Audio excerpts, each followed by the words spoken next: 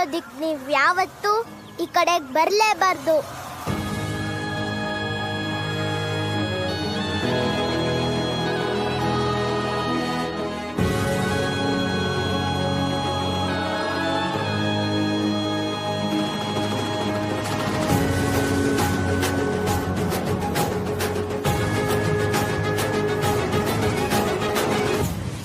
ಭೀಮ್ರಾವ್, ಏನ್ ಹೇಳ್ತಾ ಇದೀಯಾ? ನಿಮ್ಮನ್ನ ಈ ಸ್ಕೂಲಿಂದ ಯಾರು ಓಡಿಸೋದಕ್ಕಾಗಲ್ಲ.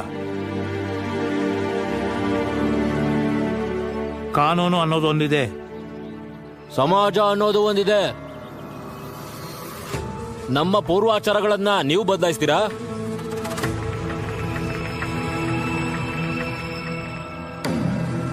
ನನಗೆ ಈ ಷರತ್ತು ಒಪ್ಪಿಗೆ ಇದೆ.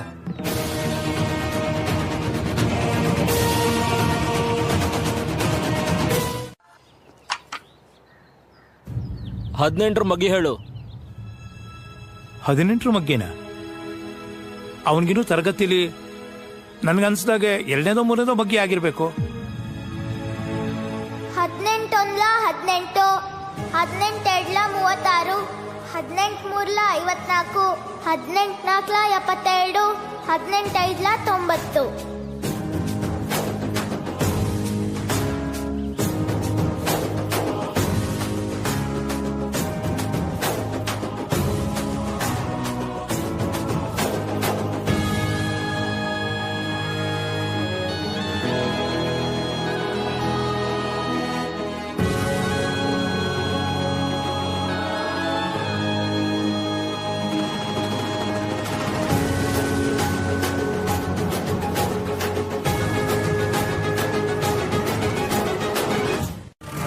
ನಡೀರಿ ಹೋಗೋಣ.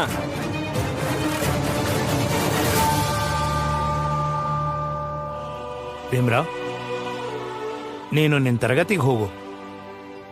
ನಡೀರಿ ಮಕ್ಕಳೇ, ನೀವೆಲ್ಲ ನಿಮ್ಮ ತರಗತಿಗಳಿಗೆ ಹೋಗಿ.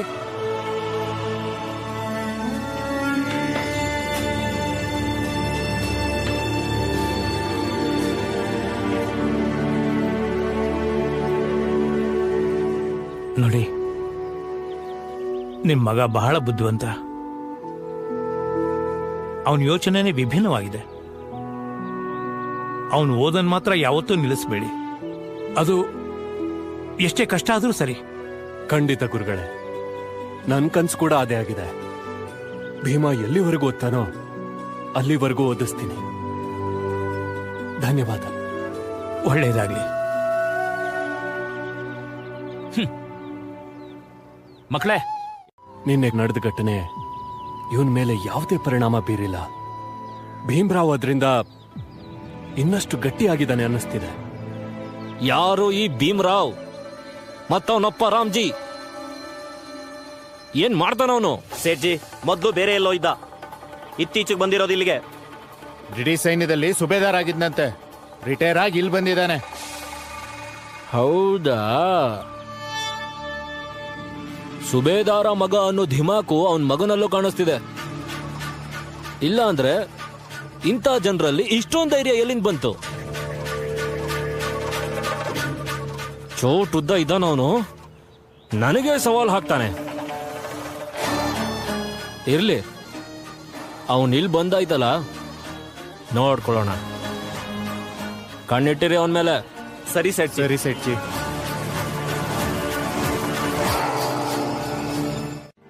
ಇವತ್ ನಾವು ಒಂದು ಪದ್ಯ ಕಲ್ತ್ಕೊಳ್ಳೋಣ.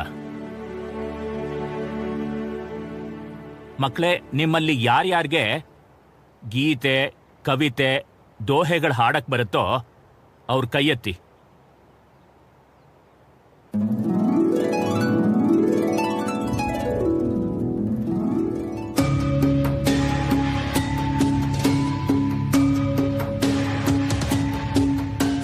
ಹೌದಾ? ನಿನಗಿವೆಲ್ಲ ಬರುತ್ತಾ? ಹಾ ಗುರುಗಳೇ. ನಿನಗೆಲ್ಲ ಬರೋ ಹಾಗಿದ್ರೆ ಮತ್ ನೀ ಸ್ಕೂಲ್ಗೆ ಯಾಕೆ ಬರ್ತೀಯಾ? ಗುರುಗಳೇ, ನಂಗೇನ್ ಬರುತ್ತೋ ಅದನ್ನ ನಿಮ್ಗೊಪ್ಪಿಸ್ತೀನಿ. ನಂಗೇನ್ ಬರಲ್ವೋ ಅದನ್ನ ನಿಮ್ಮಿಂದ ಕಲಿತೀನಿ. ಅದಕ್ಕೆ ಸ್ಕೂಲಿಗೆ ಬರ್ತೀನಿ.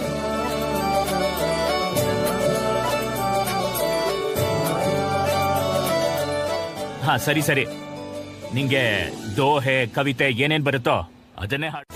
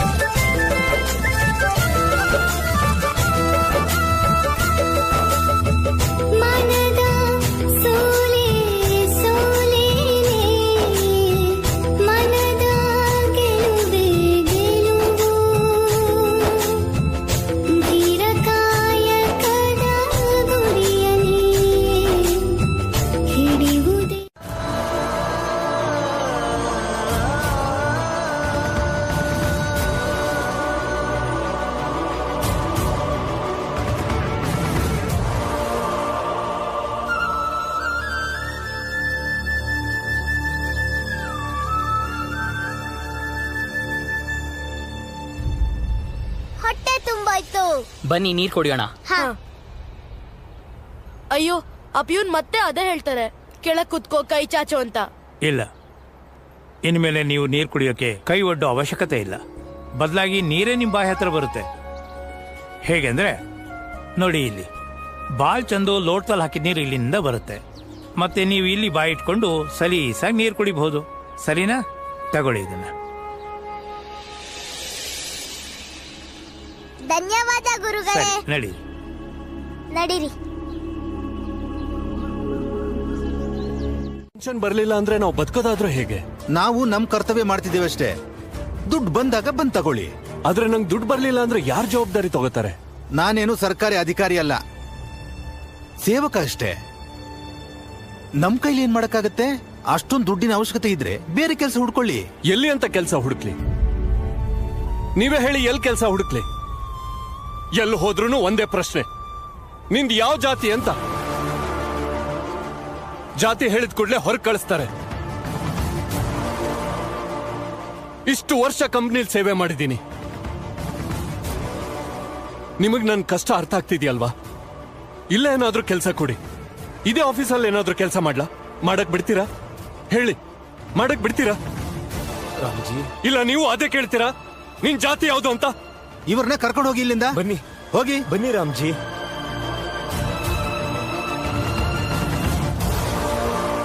ಮನೆಯವ್ರಿಗೆ ಏನಾದ್ರೂ ಇವ್ ನಮ್ ಊಟ ತಿಂದ ಅಂತ ಗೊತ್ತಾದ್ರೆ ಚಮಡ ಸುಲಿತಾರೆ ಅಂತ ಹೇಳ್ದ. ಏನು ತೊಂದ್ರೆ ಇಲ್ಲ ಬಾಲ, ಅವನ್ ನಿನ್ ಜೊತೆ ಊಟ ಮಾಡ್ದಿದ್ರೇನಂತೆ. ಕಡೆ ಪಕ್ಷ ನಿಮ್ಮ ಹತ್ರನಾದ್ರೂ ಬಂದಲ್ಲ. ಭೀಮಾ, ಪ್ರತಿದಿನ ಇಂಥದ್ದೇನಾದ್ರೂ ಮಾಡ್ತಿರು. ನಾವೆಲ್ಲ ಸೇರ್ಕೊಂಡು ನಿನ್ನ ಪ್ರಿನ್ಸಿಪಲ್ ಮಾಡ್ತೀವಿ. ಅಮ್ಮ ಅಮ್ಮ ಅಮ್ಮ, ಏನಾಯ್ತಮ್ಮ? ಅಮ್ಮ, ಭೀಮಾಬಾಯ್, ಭೀಮಾಬಾಯ್, ಭೀಮಾಬಾಯ್, ಸ್ವಲ್ಪ ನೋಡ್ಕೋತಿರು. ನಾನ್ ಡಾಕ್ಟರ್ ಕರ್ಕೊ ಬರ್ತೀನಿ.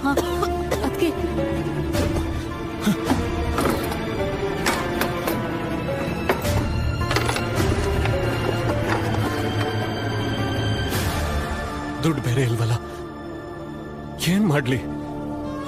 ಮೀರಾ, ದೊಬ್ಬರದೇ ಅಲ್ಲ ಅಂಗಡಿ.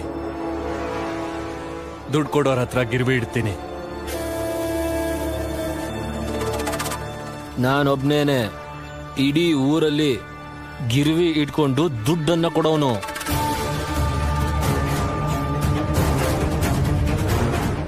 ಹೋಗು, ಅದೆಲ್ಲಿಗೆ ಹೋಗ್ತೀವ? ಹೋಗು. ನಿನ್ನ ಈ ನಿರ್ಧಾರಕ್ಕೆ ಪಶ್ಚಾತ್ತಾಪ ಪಡ್ತೀಯ. ನಡಿ ಪುರಂಜನ್. ರಾಮ್ಜಿ, ಸಮಯ ಬಹಳ ಕಮ್ಮಿ ಇದೆ. ನೀವು ಮನೆಗೆ ಹೋಗಿ, ನಾನೇನಾದ್ರೂ ವ್ಯವಸ್ಥೆ ಮಾಡ್ತೀನಿ. ಅದ್ ಹೇಗ್ ಸಾಧ್ಯ ಪುರಂಜನ್?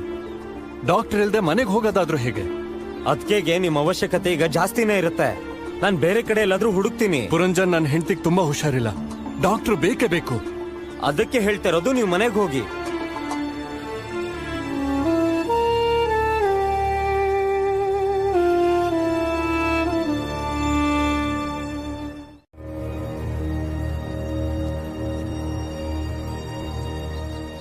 ನೋಡಿ ಸೇಠ್ಜಿ,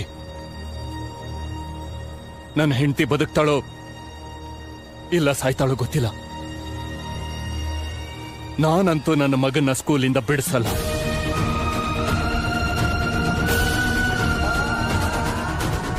ನನ್ನ ಹೆಂಡತಿ ಈ ಕಾಯಿಲೆಯಿಂದ ಬದುಕ್ತಾಳೋ ಇಲ್ವೋ ಗೊತ್ತಿಲ್ಲ. ಆದ್ರೆ ಭೀಮನ ವಿದ್ಯೆ ನಿಲ್ಸಿದ್ರಿಂದ ಅವಳ ಕಾಯಿಲೆಗೆ ಔಷಧಿ ಸಿಕ್ತು ಅಂತ ಗೊತ್ತಾಗೋದ್ರೆ ಅವಳು ಖಂಡಿತ ಬದುಕಲ್ಲ.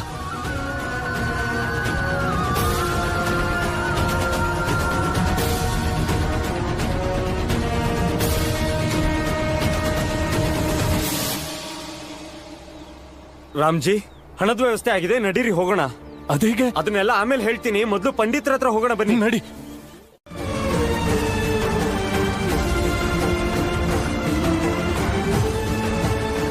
ಪಂಡಿತ್ರೆ, ಬೇಗ ಬನ್ನಿ, ನನ್ನ ಹೆಂಡತಿಗೆ ತುಂಬಾನೇ ಹುಷಾರಿಲ್ಲ. ನೀನೇನ್ ಮಾಡ್ತಿದೀಯಾ ಇವನ್ ಜೊತೆಗೆ? ನಾವಿಬ್ರು ಸ್ನೇಹಿತರು. ನೀವಿಬ್ರು ಒಂದೇ ಜಾತಿಯವರ?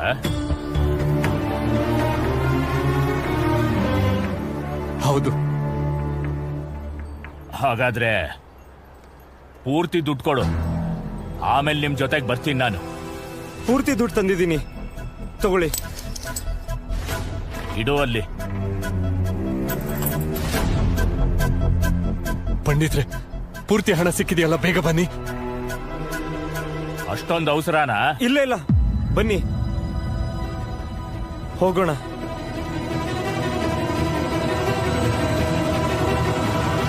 ಬನ್ನಿ. ಆ ಸ್ವಲ್ಪ ಬೇಗ ಬನ್ನಿ, ಬೇಗ ಬನ್ನಿ ಪಂಡಿತ್ರೆ. ಪಂಡಿತ್ರೆ, ಏನ್ ಮಾಡ್ತಿದ್ರ? ಬೇಗ ಬನ್ನಿ. ಇಲ್ಲಿ ತನಕ ಬಂದಿದ್ದೀನಿ, ನಿಮ್ ಮನೆಗಂತೂ ಬರೋ ಹಾಗಿಲ್ವೇ? ಅವಳನ್ನ ಇಲ್ಲಿಗೆ ಕರ್ಕೊಂಡ್ ಬಾ. ಹೋಗು. ರಾಮ್ಜಿ, ನೀವು ಬನ್ನಿ. ಹೋಗು.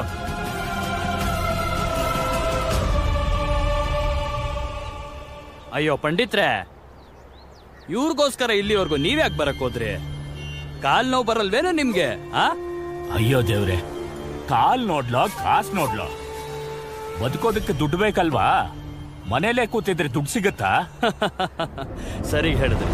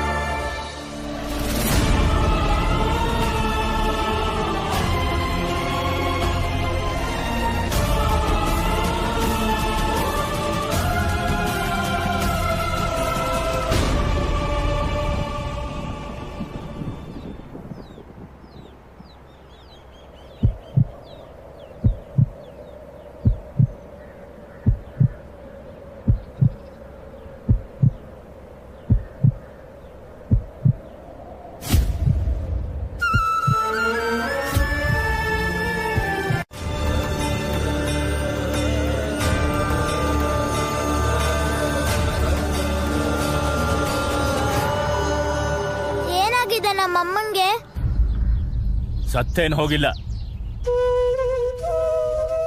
ಔಷಧಿ ಕೊಡ್ತೀನಿ.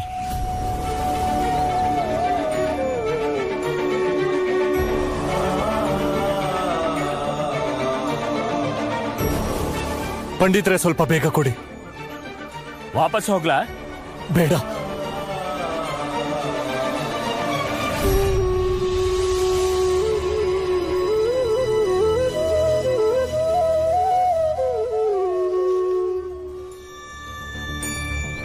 ತಗೊಳ್ಳಿ, ನೀರ್ ಹಾಕರ್ದು ಒಂದೊಂದ್ ಚಮಚಾನೆ ಕುಡಿಸಿ, ಹುಷಾರಾಗ್ತಾಳೆ. ಮೀರಾ, ತಗೋದ. ನಡೀರಿ ನಡೀರಿ ನಡೀರಿ.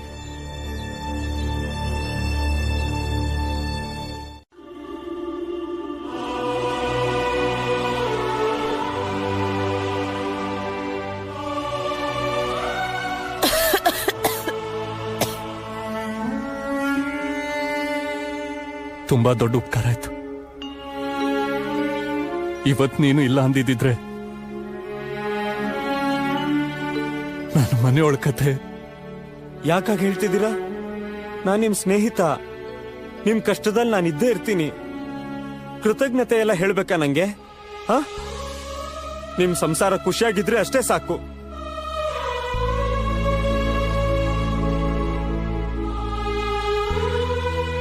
ಸರಿ, ನಾನೇನು ಹೊರಡ್ತೀನಿ. ಅದ್ಗೆ ನಾ ಹುಷಾರಾಗಿ ನೋಡ್ಕೊಳ್ಳಿ.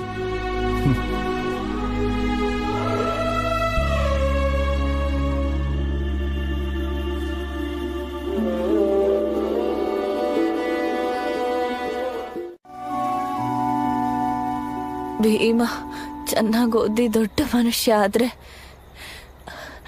ಅಲ್ಲಿಗೆ ನಮ್ ಜೀವನ ಸಾರ್ಥಕ ಆದಾಗೆ ಅಲ್ವಾ?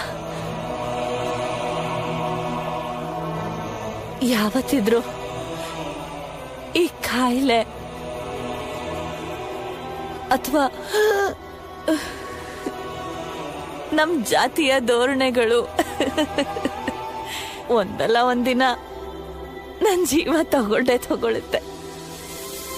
ಸಾಯೋ ಮಾತು ಯಾಕೆ ಆಡ್ತೀಯ ಭೀಮಾಬಾಯಿ? ಬದುಕೋ ಮಾತಾಡು.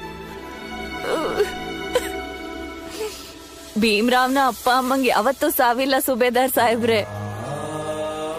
ನಮ್ಮ ಮಕ್ಳಿಂದ ನಾವು ಚಿರಂಜೀವಿಗಳಾಗಿರ್ತೀವಿ.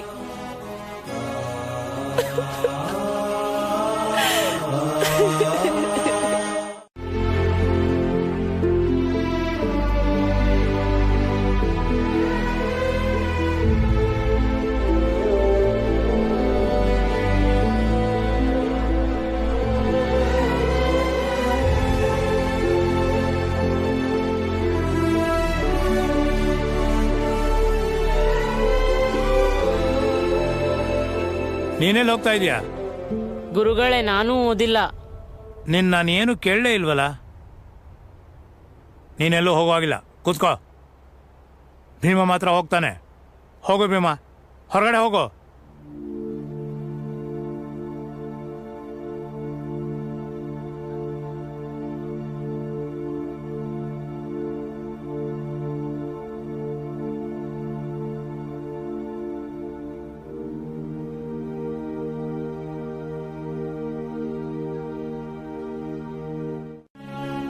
ನೋಡು ಪುರಂಜನ್, ನಾನ್ ಸುಳ್ಳು ಹೇಳಿ ಮೋಸ ಮಾಡಿ ಕೆಲಸ ಮಾಡಕ್ ಇಷ್ಟಪಡಲ್ಲ. ಆದ್ರೆ ಕೆಲಸ ಯಾವ್ದಾದ್ರೂ ಮಾಡ್ತೀನಿ. ನೀನ್ ಮಾಡೋ ಕೆಲಸ ಆದ್ರೂ ಸರಿನೇ, ನಾನು ಅದನ್ನೂ ಮಾಡ್ತೀನಿ. ತಲೆ ಕೆಟ್ಟಿದ್ಯಾ ನಿಮ್ಗೆ? ಸುಬೇದಾರ್ ಆಗಿ ನಾನ್ ಮಾಡೋ ಕೆಲಸ ಮಾಡ್ತೀರಾ? ಅದ್ ಸರಿ ಹೋಗಲ್ಲ. ತಡೀರಿ, ನಾನ್ ನಿಮ್ಗೆ ಒಂದೊಳ್ಳೆ ಕೆಲಸ ಹುಡುಕ್ತೀನಿ. ಯೋಚನೆ ಮಾಡ್ಬೇಡಿ. ಇನ್ನೂ ಏನಾದ್ರೂ ದುಡ್ಡು ಬೇಕಾದ್ರೆ ಕೇಳಿ, ನಾನು ಹೇಗಾದ್ರೂ ಮಾಡಿ ವ್ಯವಸ್ಥೆ ಮಾಡ್ತೀನಿ. ಒಳ್ಳೆ ಕೆಲಸ ಹುಡ್ಕೊಂಡ್ ಕೂರೋಷ್ಟು ಸಮಯ ನನ್ನ ಹತ್ರ ಇಲ್ಲ. ನೀನ್ ಯಾವ ಕೆಲಸ ಮಾಡ್ತೀಯೋ ಅದೇ ಕೆಲಸ ನಾನು ಮಾಡ್ತೀನಿ. ಕೆಲಸದಲ್ಲಿ ದೊಡ್ಡದು ಚಿಕ್ಕದು ಅಂತ ಏನಿಲ್ಲ. ಆಗಲ್ಲ ಅಂತ ಮಾತ್ರ ಹೇಳ್ಬೇಡ. ನಿಂಗೆ ಗೊತ್ತಲ್ವಾ ನನ್ ಸಂಸಾರ ಎಷ್ಟು ದೊಡ್ಡದು. ಊಟ ತಿಂಡಿ ಹೇಗೋ ನಡೆಯುತ್ತೆ, ಆದ್ರೆ ಮಕ್ಕಳ ವಿದ್ಯಾಭ್ಯಾಸ ನಿನಗೆ ಚೆನ್ನಾಗ್ ಗೊತ್ತು. ಭೀಮಂಗ್ ಓದೋದಂದ್ರೆ ಎಷ್ಟಿಷ್ಟ ಅಂತ.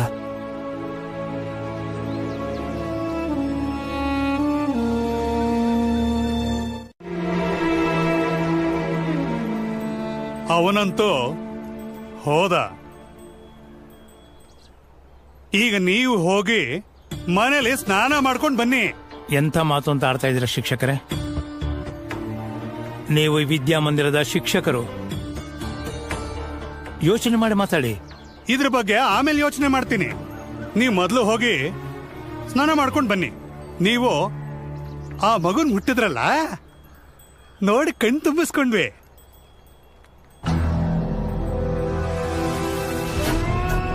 ಈಗ ಸ್ನಾನನೂ ಮಾಡದೆ ಅದೇ ಕೈನಲ್ಲಿ ಟೇಬಲ್ ರಿಜಿಸ್ಟರ್ ಮುಟ್ತೀರಾ? ನೀವೀಗ ಸ್ನಾನ ಮಾಡಲೇಬೇಕು ಅಲ್ವಾ ಪ್ರಿನ್ಸಿಪಲ್ರೇ? ಗುರುಗಳು ಸರಿಯಾಗಿ ಹೇಳ್ತಿದ್ದಾರೆ. ಇಷ್ಟು ವರ್ಷ ಏನ್ ನಡ್ಕೊಂಡ್ ಬಂದಿದ್ಯೋ ಅದನ್ನೇ ಅನುಸರಿಸಿ. ಕೂಡ ಮುಚ್ಚೋಗತ್ತೆ. ನಡೀರಿ.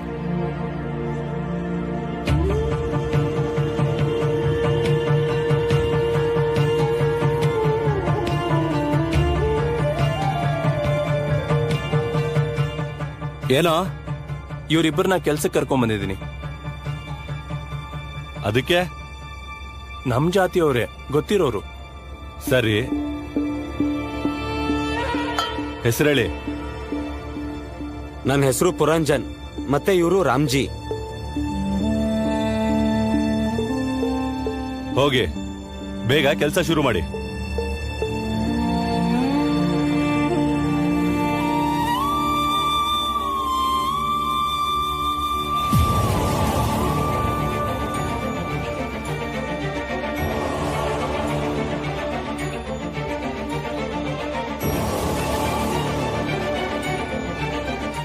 ಅಪ್ಪ ಅಮ್ಮನ್ ಸಂತೋಷ ಮೊದ್ಲು, ಮದ್ವೆ ಆಮೇಲೆ.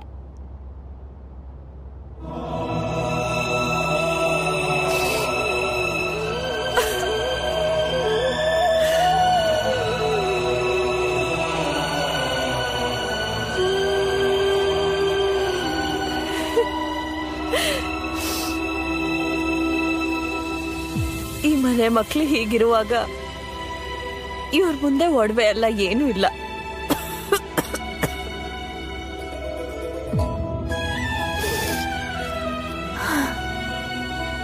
ಸರಿ ಅದ್ಕೆ ಹೋಗ್ ಬನ್ನಿ. ಇವ್ರ ಮನೆಗ್ ಬರಕ್ಕೂ ಮುಂಚೆ ಬಂದ್ಬಿಡಿ.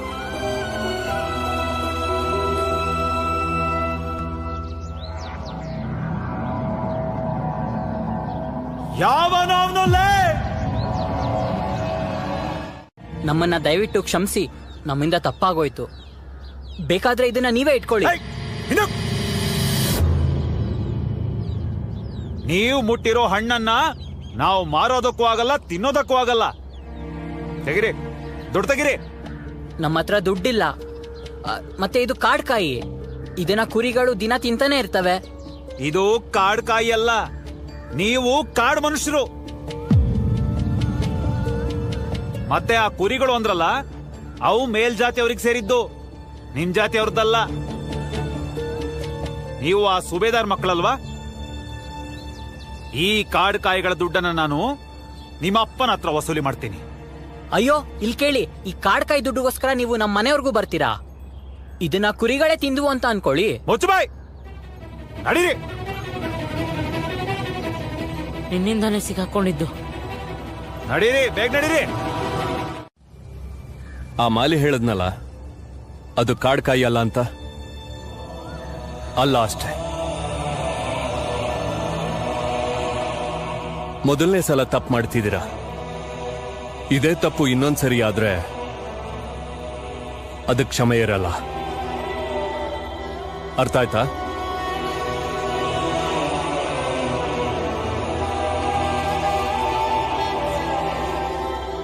ಭೀಮಾ, ಏನು ಯೋಚಿಸ್ತಿದೀಯಾ? ಮನೆಗೆ ಹೋಗು, ನಾನು ಆಮೇಲೆ ಬರ್ತೀನಿ.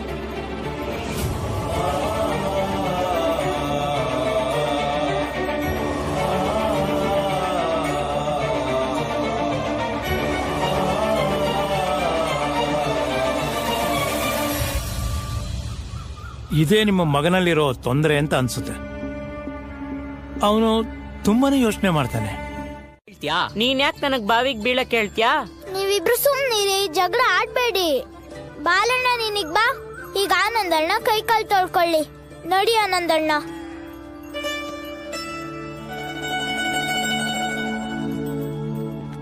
ತಗೊಳ್ಳಿ ರಾಮ್ಜಿ, ನಾಲ್ಕಣಿ ಇಟ್ಕೊಳ್ಳಿ. ಇಟ್ಕೊಳ್ಳಿ. ಏನ್ ಮಾಡ್ತಿದೀಯಾ? ಇದ್ ನನಗ್ ಬೇಡ. ನಿನಗೂ ಅವಶ್ಯಕತೆ ಇರುತ್ತಲ್ವಾ? ಅಯ್ಯೋ, ಇಟ್ಕೊಳ್ಳಿ. ನಿಮ್ ಭಾಷಣ ಕೇಳಲ್ಲ ನಾನು. ನಾನು ಓದಿಲ್ಲ ಬರ್ದಿಲ್ಲ ಅಂದ್ ಮಾತ್ರಕ್ಕೆ ನೀವೇನೇ ಹೇಳಿದ್ರು ನಾನು ಕೇಳ್ಕೊಂಡು ಸುಮ್ನೆ ಇರ್ಬೇಕಾ? ಸುಮ್ನೆ ಇಟ್ಕೊಳ್ಳಿ ಇದನ್ನ.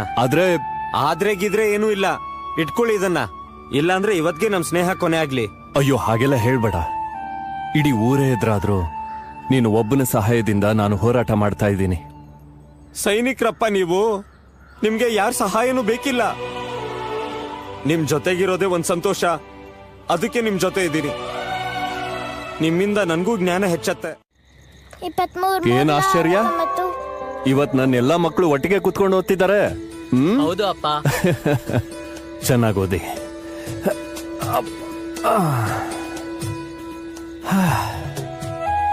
ತುಳಸಿ, ಮಂಜುಳಾ, ಇವತ್ತು ನಾನೇ ನಿಮ್ಮಿಬ್ಬರಿಗೂ ಲೆಕ್ಕ ಹೇಳ್ಕೊಡ್ತೀನಿ. ಅಕ್ಕ, ಇನ್ನೊಂದ್ ಸ್ವಲ್ಪ ಹೊತ್ತಲ್ಲಿ ನಾನು ನಿಮ್ಮಿಬ್ರಿಗೆ 23 ಮಗ್ಗೆ ಹೇಳ್ಕೊಡ್ತೀನಿ. ವಾರೇ ವಾ. ಎಲ್ಲಿ ಪುಸ್ತಕ ಕೊಡು. 23 23, 23 46.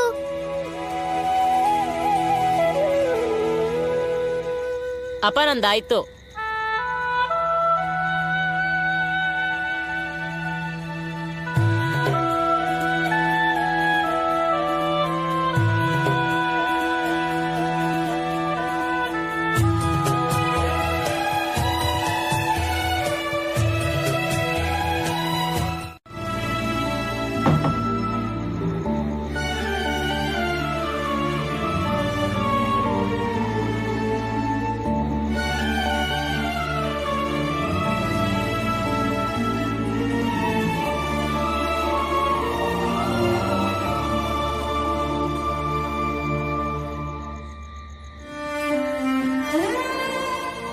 ಚಂದ ಮಾಮ, ರಾತ್ರಿ ಹೊತ್ತು ನಮಗ್ ನೀನ್ ಯಾಕೆ ಬೆಳಕ್ ಕೊಡ್ಬಾರ್ದು? ನೀನ್ ರಾತ್ರಿ ಹೊತ್ತು ಬೆಳಕ್ ಕೊಟ್ರೆ ನಾನ್ ಚೆನ್ನಾಗ್ ಓದ್ಕೋಬಹುದು.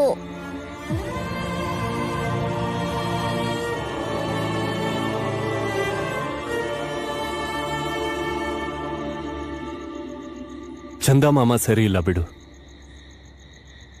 ನಾನಿದ್ದೀನಲ್ಲ ನಿಂಗೆ. ನಡಿ, ಏನಾದ್ರೂ ವ್ಯವಸ್ಥೆ ಮಾಡೋಣ. ಏನ್ ಮಾಡ್ತೀರಾ? ನೋಡೋಣ ನಡಿ.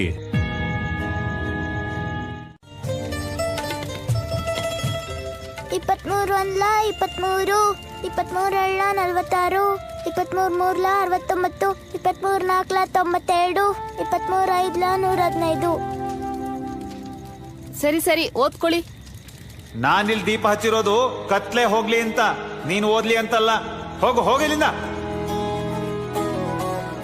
ಅವ್ರಿಗಿನ್ನೂ ಅರ್ಥ ಆಗಿಲ್ಲ.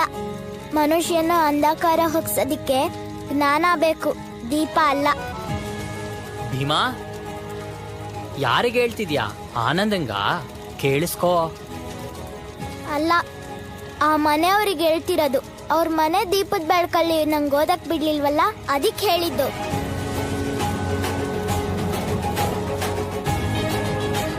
ಇಪ್ಪತ್ಮೂರು ಒಂದ್ಲ 23, 23 46.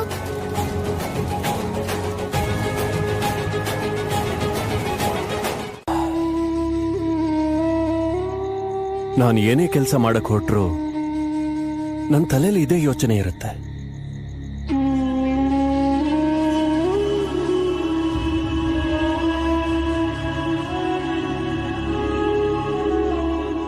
ಭೀಮಾಬಾಯಿ, ನೀನೇನ್ ಕೆಲಸ ಮಾಡ್ತೀಯಾ? ನಾನು ಇಡೀ ದಿನ ಕೆಲಸ ಮಾಡಿ ಸುಸ್ತಾಗಿ ಬರ್ತೀನಿ. ನನ್ನ ಕೈಯಲ್ಲಿ ಒಂದಷ್ಟು ಬೊಬ್ಬೆಗಳು ಬಂದಿರುತ್ತೆ. ನೀನು ಅದಕ್ಕೆ ಅರಿಶಿನ ಹಚ್ಚು, ಬೆಳಿಗ್ಗೆ ಅಷ್ಟರಲ್ಲಿ ಸರಿ ಹೋಗುತ್ತೆ. ಭೀಮಾಬಾಯಿ, ನೀನೇ ಹೀಗೆ ಅಳ್ತಾ ಕೂತ್ರೆ ಹೇಗೆ?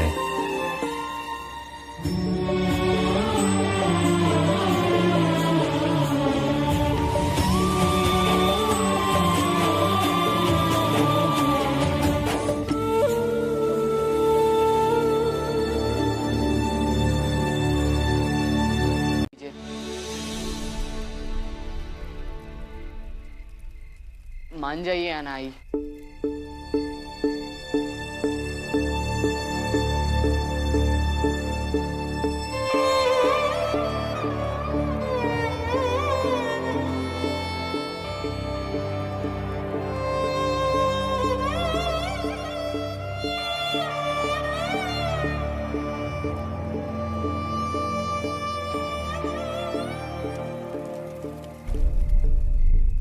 आई बात तो सुनिए। कोई फर्क नहीं पड़ता, शादी जिस दिन तय हुई है उसी दिन होगी। वो अपने एक भी बेटे की शादी में बिल्कुल दहेज नहीं लेंगे, देख लेना। ठीक है, वो भी देख लेंगे। दीदी, आनंद बाला कहाँ है पता है? नहीं पता। वो कहाँ है पता कीजिए। पता लगा वो दोनों कहीं परपंच रचाने गए हैं। भाभी, मैं देखती हूँ। नहीं नहीं, आप रुकिए, मैं देखती हूँ। बुआ, आप माने ना माने, लेकिन ससुर जी के सारे बेटे क्रांतिकारी पैदा हुए हैं।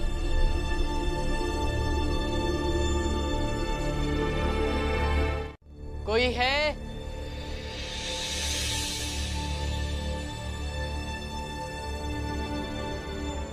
क्या हुआ? कौन हो तुम लोग?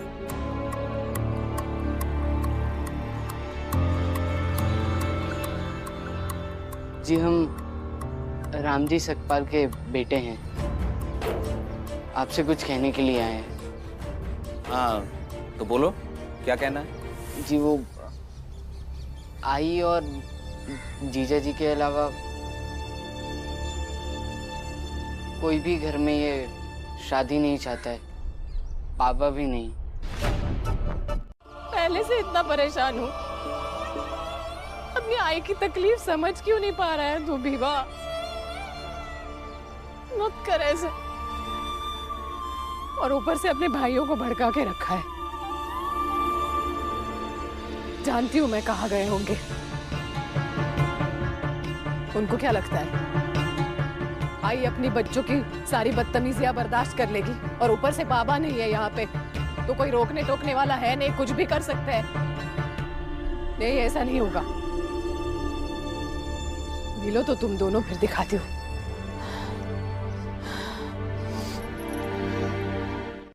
कि शायद तुम्हारे स्वावलंबी बाप ने तुम्हें समझाया नहीं होगा।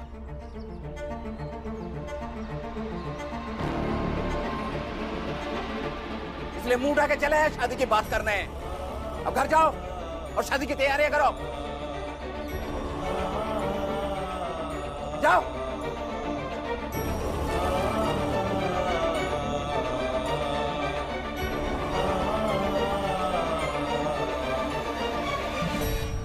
खाना लगाओ। जी।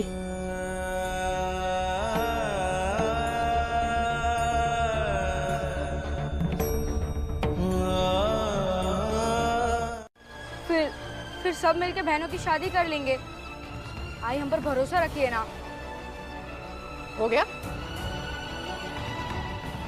हो गया भाषण सुना के? या और कुछ बाकी है? अरे अरे बड़े हो ना तुम दोनों, तुम्हें समझाना चाहिए भीवा को। आई बाबा की तकलीफें समझ के उसे बताना चाहिए सही क्या है गलत क्या है। लेकिन तुम दोनों बहन की शादी की तैयारी करने के बजाय उसकी शादी तुड़वाने पे तुले हुए हो।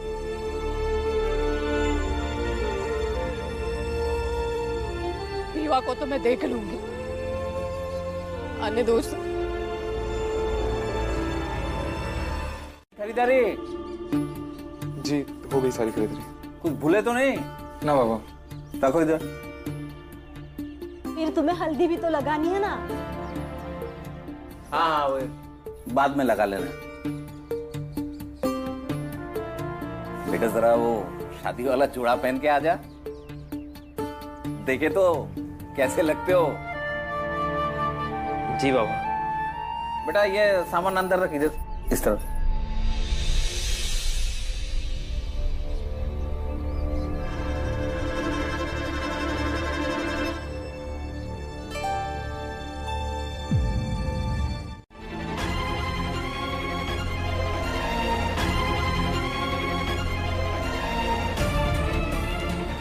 देखिए देवर जी,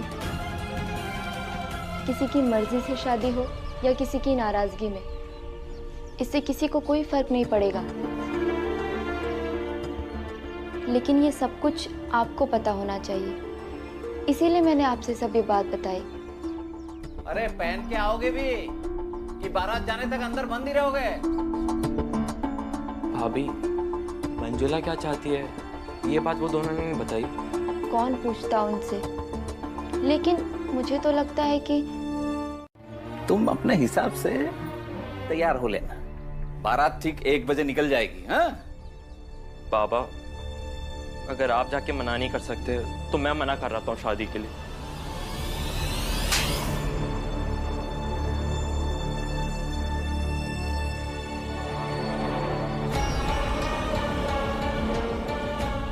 तुझसे जितना कहा जाए सिर्फ उतना किया कर।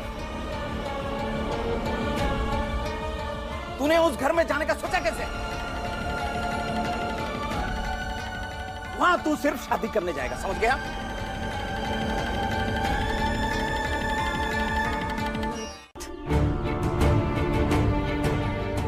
भीवा गया है गंगा के घर और ये दोनों गए थे भास्कर के घर शादी तुड़वाने के लिए, पता है आपको?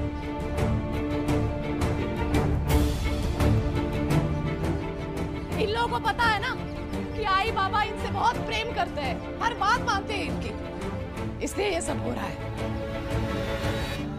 अब जब तक शादी नहीं होती तुम लोग यहीं बंद रहोगे।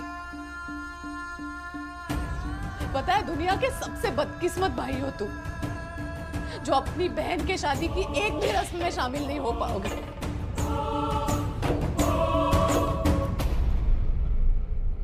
उनको लेने के लिए गंगा दीदी के घर गए, मतलब ये लोग तय कर चुके कि किसी भी हाल में मंजुला की शादी होकर ही रहेगी।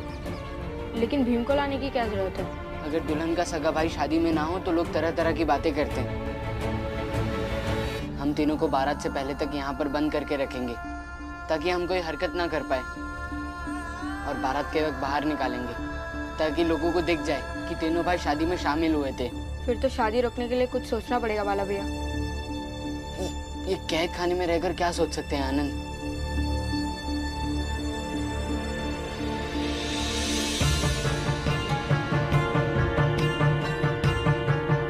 ने कहा है जैसे ही भीम आएगा उसे भी हमारी तरह बंद कर देंगे।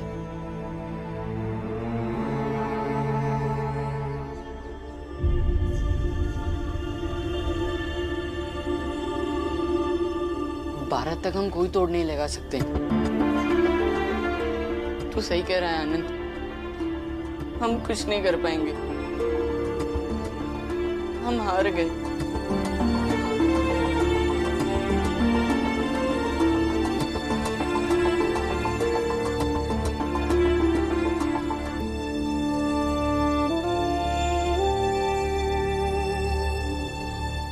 फिर क्यों बाबा की मार खाने पे तुला है? घूम जाना या बुलाओ उन्हें। क्या हुआ?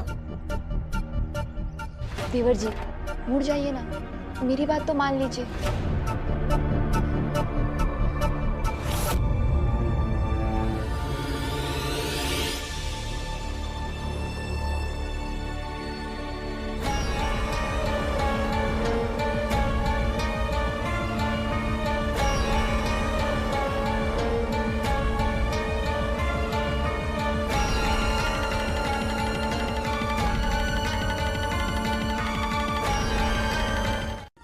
नाच लो।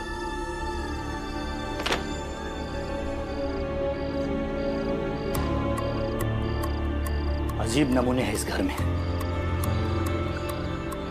चल सो जा, सो जाइए दीदी। चल दीदी सो जाइए।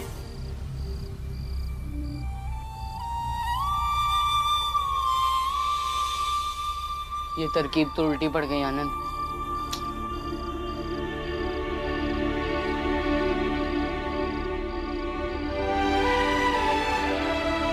मैं तुम्हारा जीजा हूं।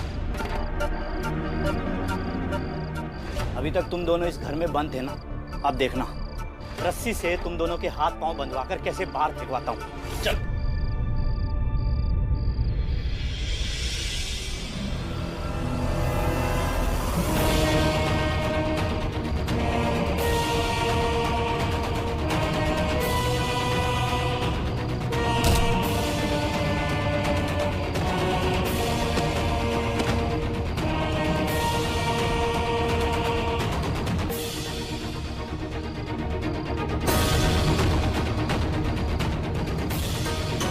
और साथ में अपनी तुलसा और गंगा को भी लेकर आ जाए ना तो सब अच्छा होगा। हाँ दीदी, सिर्फ भीवा को लेके थोड़ी ना आएंगे, उसके साथ तुलसा और गंगा भी तो आएगी ना। तुम्हारी बहनें हैं ना, तुम्हारी शादी के लिए तो जरूर आएंगी। बस सब लोग आ जाए तो घर में थोड़ी चहल पहल होगी और थोड़ा शादी जैसा माहौल भी लगेगा। हाँ अरे चलो उठो उठो, बातें क्या कर रहे हो? चलो बहुत सारा काम है। दामाद जी ये क्या हुआ? देखिए ना, देखिए क्या ये सब क्या है? वो जो टोकरियां बांध के रखी है ना अंदर, आप कृपा करके वो उनके घर पहुंचा दीजिए। मंजुला तू चल, हाँ मैं मेहंदी पीस के तुझे लगा देती हूँ। क्या हुआ दीदी? ये आनंद और बाला क्या करने गए होंगे? अरे मंजुला चलना। गुरुजी, अंबेडकर गुरुजी। अरे बालक तू कब आया? तुम लोग इतने परेशान क्यों दिख रहे हो? से सारा सामान मिला सके। अरे क्या मिलाना, अगर कुछ घट गया तो बाद में ले लेंगे। एक काम कीजिए ना, ये सब सामान दरवाजे पर रखवा दीजिए ताकि आसपास के लोग और बाराती देखे तो सही कि मेरे बेटे की शादी में लड़की वालों ने कितना सामान दिया है। रखिए रखिए, इधर रखिए, कितना अच्छा लगेगा ना। रखिए।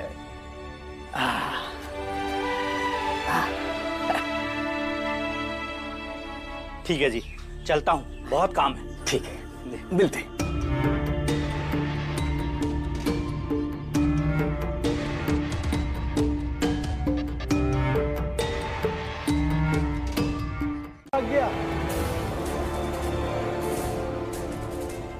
सच कहें भीमा भाई तो हमने आज तक पूरे गांव में ऐसी शादी नहीं देखी। कमाल का परिवार है आपका। एक बुआ है जो ससुराल छोड़ के यहाँ बैठी हुई है।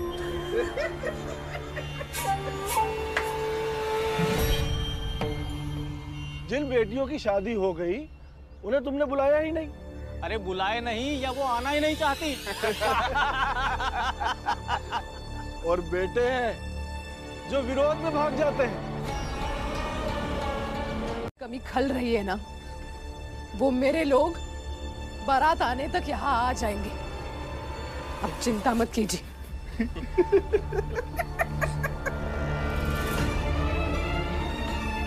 भाभी, इन लोगों को जो बोलना है बोलने दो। हम अपना काम करते हैं। ठीक है, हम भी यही बैठे हैं, देखते हैं आखिर माजरा क्या है। बिन बारात शादी।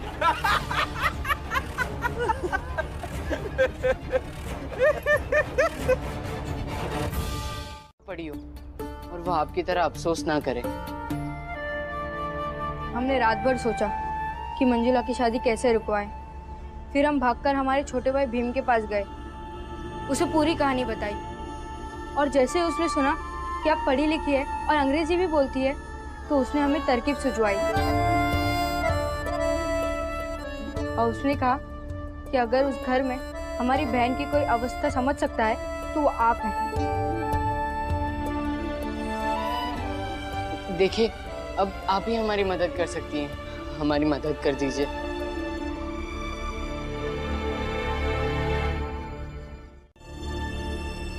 आप ये शादी तोड़ दीजिए ना, हमारी बहन अभी पढ़ना चाहती है। तुम दोनों तोते की तरह एक ही रट लगाए हुए हो। भास्कर के बाबा के सामने एक नहीं चली तो हमारे बहू के पास अर्जी देने चले आए। अरे घर के मुखिया ने नहीं माना तो ये कैसे मानेगी? और ये प्रमाण पत्र लेके तुम हमारी बहू को अपने पक्ष में करना चाहते हो? तुम दोनों भी ध्यान से सुन लो। भले ही ये प्रमाण पत्र हो, लेकिन करना तो चौका बर्तन ही है। इस प्रमाण पत्र की कीमत कूड़े से ज्यादा नहीं है। पर मेरे लिए किसी भी कीमती वस्तु से ज्यादा मूल्यवान है। शर्म नहीं आई तुझे ऐसी बात करने में? जब हाथ में डिग्री लेकर एक शब्द नहीं पढ़ पाई आप, तब आपको इस बात की खुशी नहीं हुई कि आपकी बहू पढ़ी लिखी है, तो मुझे क्यों शर्म आएगी? मैंने कोई गलत काम थोड़ी किया है जो मुझे शर्म आएगी। शर्म तो डिग्री को कूड़ा कहने वालों को आनी चाहिए। बड़ी बदतमीज हो गई है रे तू। अब शादी तो बाद में होगी, पहले तुझे दिखाती हूँ मैं। चल, अरे चल, छोड़ दीजिए उन्हें।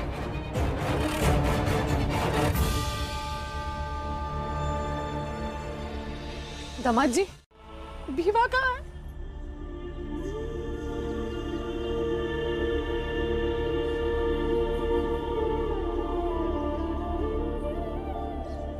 रो क्यों रही है? आई, भीम को तो मैंने वहां से 3 दिन पहले ही भेज दिया था।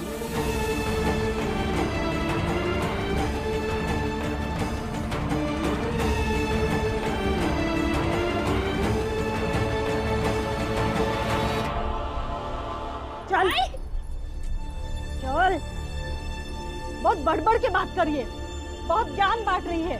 4 अक्षर क्या पढ़ लिए, खुद को बैरिस्टर समझती है। तुम लोग चुप बैठो, सब तुम्हारा किया धरा है। नहीं, इनकी कोई गलती नहीं है, ये बच्चे सही है और गलत मैं भी नहीं हूँ। क्या? फिर से बोल, जबान खींच के हाथ में ले दूंगी। ये सही है आई, मैं इनके भाई भीमराव से कभी नहीं मिली, पर उसने इनके हाथों मेरे बचपन की पढ़ाई, खेल और संघर्षों से जुड़ी कई यादें भिजवाई और कहलवाया कि अगर मैं इनकी बहन की जगह होती तो क्या सोचती। और मुझे लगता है अगर मैं इनकी बहन की जगह होती तो ये सोचती कि ये शादी नहीं होनी चाहिए। स्कूल के दिनों में बहुत हिम्मती कहे जाने वाली एक लड़की का पढ़ाई से नाता क्या टूटा, वो एक बेबस बीवी और बहू बनकर रह गई।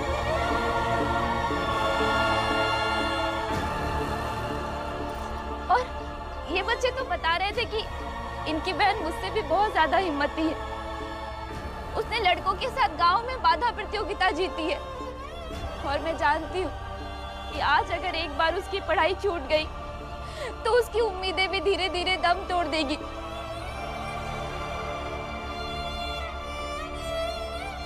और मेरे ही सपनों की तरह उसके सपने भी किसी दिन एक पेटी में बंद होकर रह जाएंगे। तो पता चला कि भीम यहाँ आया ही नहीं। पता नहीं मुझे भी बेवकूफ बनाकर कहाँ चला गया है वो।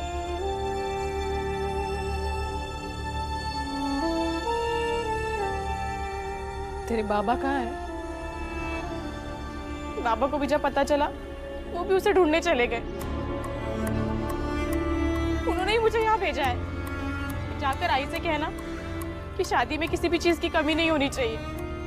वो भीम को लेकर किसी भी हाल में यहाँ पहुंच जाएंगे शादी से पहले।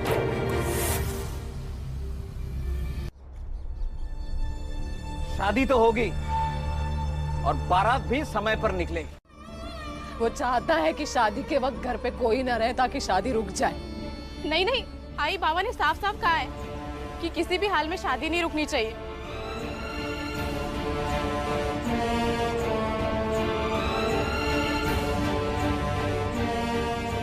हाँ, शादी तो अपने समय पे ही होगी। देखती हूँ कौन रोकता है।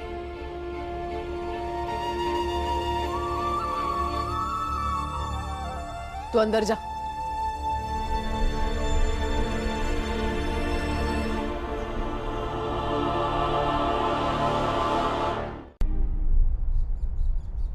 मंजुला, क्या तू भी वही चाहती है जो भीम चाहता है?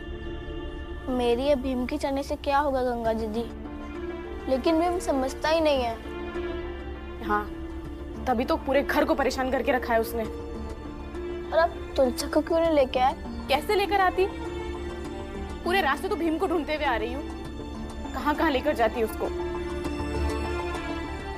कोई बात नहीं, जब तेरी शादी हो जाएगी तो तेरे ससुराल ले आऊंगी, तब मिल लेना।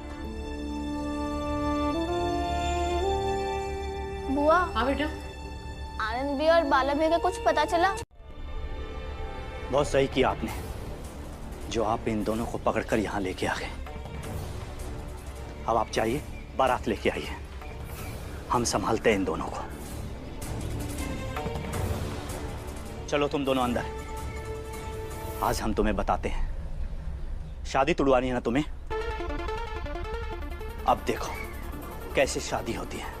तुम दोनों के सामने बारात आएगी और तुम दोनों कुछ नहीं कर पाओगे। चलो अंदर।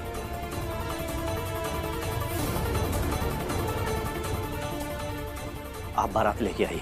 कोई बारात नहीं आएगी। कि भाभी की वो आवाज ना सुन सकूं, एक अनजान लड़की के लिए उठा रही है। उस लड़की के भाई बिना डरे जितना हो सका अपनी बहन के लिए संघर्ष किए। मैं कभी पढ़ा नहीं हूं, इसलिए अच्छी तरह समझ सकता हूं कि कैसे बिना पढ़े लोग मेरी तरह दब्बू रह जाते हैं। लेकिन हाँ, अगर आज नहीं बोला तो शायद कभी कुछ ना बोल पाऊं। चलिए भाभी, दहेज का सामान उन्हें वापस लौटा देंगे और तोड़ देंगे रिश्ता। हाँ देवर जी,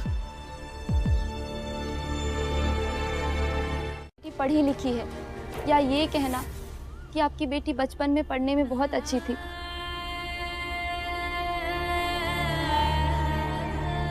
और अगर आप लोगों को लगता है कि आपकी बेटी शादी के बाद पढ़ पाएगी तो मुझे देखिए, मैं अपने ससुराल वालों को बहुत अच्छे से जानती हूँ और आप लोग भी एक बहू की जिम्मेदारियां कितनी होती है जानते हैं। जैसे मैं आगे नहीं पढ़ पाई, आपकी बेटी भी नहीं पढ़ पाएगी।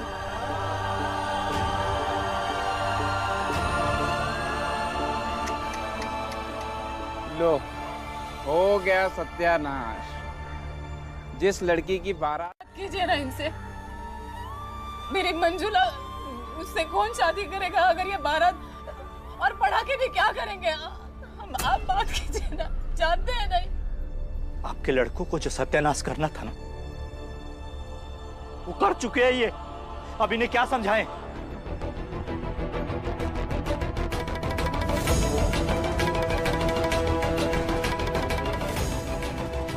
मंजुला, मंजुला, आई आजा देखिए, देखिए मेरे मेरे बच्चे। एक अनपढ़ और गवार।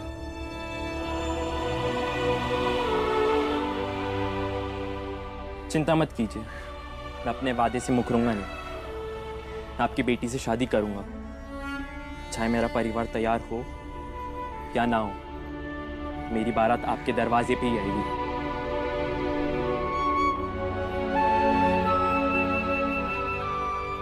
आज्ञा दीजिए, चलता हूं। नहीं नहीं,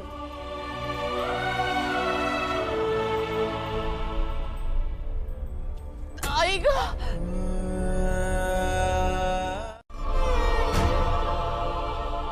भीमा बाई, ओ भीमा बाई, हो या निकल ली?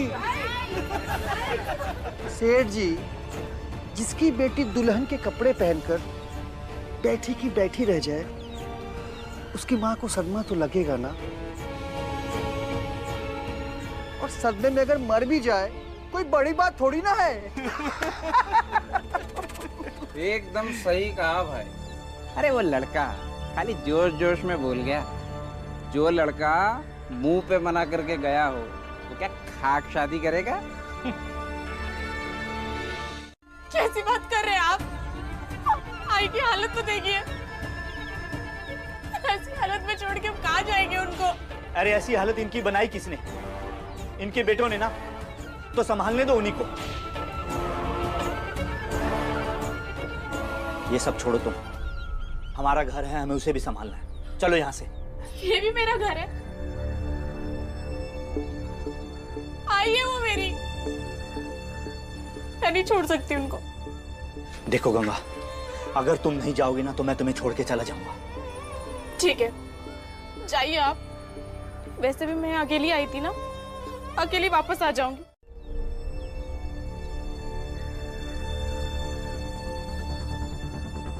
दुकान पर जा रहा हूँ, जो 2-3 घंटे से जहाँ काम हो वहाँ। और बाबा, आई भैया, हमारी वजह से जो कुछ हुआ उसके लिए हम माफी चाहते हैं। कपड़े बदल के आता हूँ।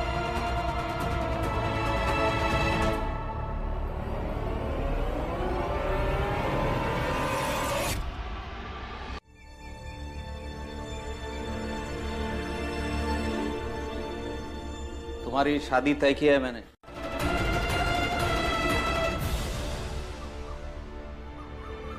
इसे सजा मिलेगी, इसे सजा मिलेगी।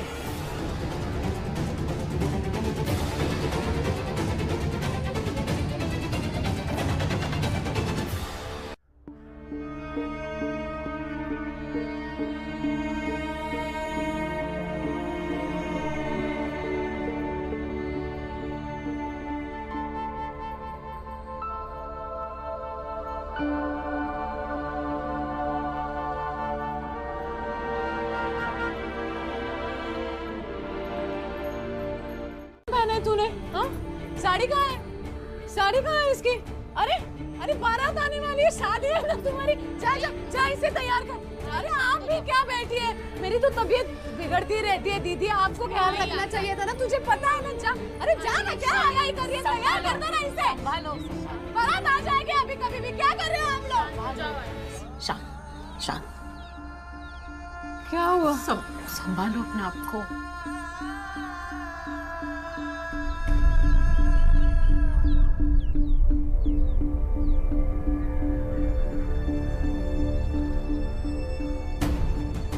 मैं ये शादी नहीं कर सकता। सच तो ये है, शादी टूट चुकी है, लेकिन जिंदगी तो खत्म नहीं होती है ना।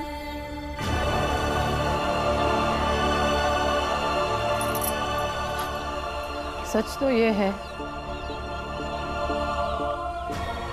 कि मेरे सिवा इस घर में कोई ये नहीं चाहता था कि मंजुला की शादी हो जाए, खास करके मेरे तीनों बेटे।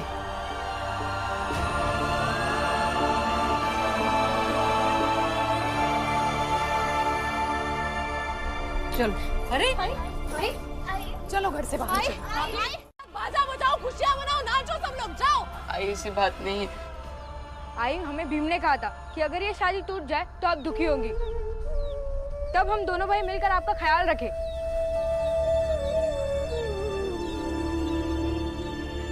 और विवाह को क्या लगता है? हाँ? दुनिया में एक बस वही है जो सब सोचता है, समझता है, जानता है। तो कह देना विवाह को, मुझे जरूरत नहीं है किसी की। अभी आई, अभी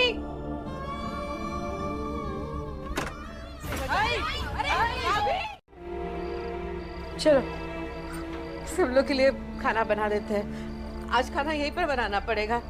रहने दीजिए बुआ, खाया नहीं जाएगा। आनंद, बाला। नहीं बुआ, रहने दीजिए। मैं भी नहीं खाऊंगा बुआ। नहीं बुआ, चलिए खाना बनाते हैं।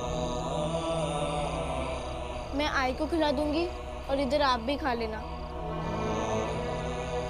और बुआ, भीमराव और बाबा दोनों बहुत समझदार हैं। वो दोनों जहाँ भी होंगे हमारी चिंता कर रहे होंगे। वो जल्दी आ जाएंगे। भाभी ये आपके लिए।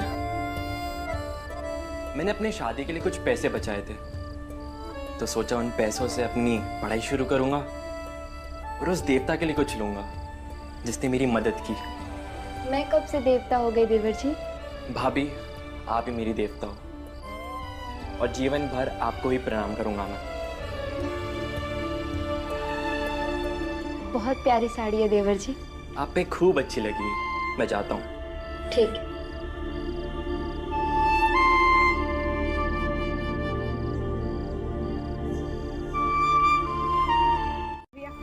आई ने कुछ खाया तो, वरना उनकी तबीयत फिर से खराब हो जाती। हाँ ना, पर अब हमें बाबा और भीम को ढूंढना ही होगा। ढूंढ लेंगे, लेकिन हमें भास्कर की भाभी को भी शुक्रिया कहना चाहिए। अगर उन्होंने हमारी मदद ना की होती तो ये शादी कभी टूट ही नहीं पाती। नुकसान चाहे जो हुआ हो, लेकिन ये शादी का टूटना ही अच्छा हुआ। आनंद, अगर उनके घर वालों ने हमें उनसे मिलने ही नहीं दिया तो उन्हें शुक्रिया कैसे कहेंगे? बाला भैया, जैसे हम पहले उनके कमरे में कूदे थे, फिर से कूद जाएंगे और कह देंगे शुक्रिया। इसमें कौन सी बड़ी बात है?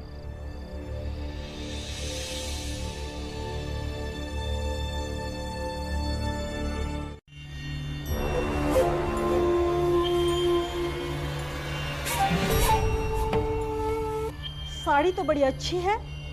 आई, मुझे पता है मेरे कारण आप लोगों को बहुत तकलीफ हुई है और परिवार का भी बहुत नुकसान हुआ है।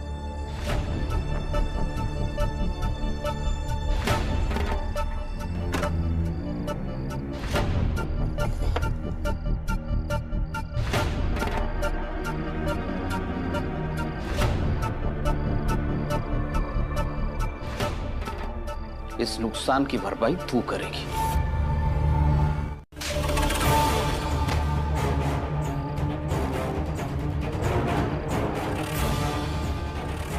आई, मुझसे गलती हो गई, मुझे माफ कर दीजिए। पापा, पापा मुझे माफ कर दीजिए। खानदान की इज्जत को तूने मिट्टी में मिला दिया। मुझसे गलती हो गई। आई, मुझे सिखाएगी? बड़ी है अंग्रेजी बोलने वाली।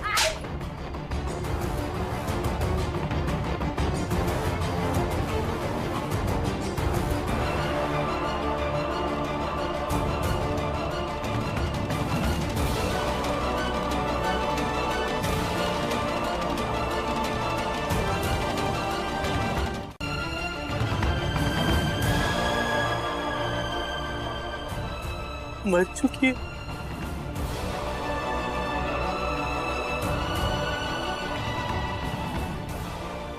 मर गई? लेकिन कैसे? बाबा, ये भाई क्या कह रहे हैं? सही बोल रहा है वो इसी के लायक थी। तू जाके सो जा, कल सुबह क्रियाक्रम कर लेंगे।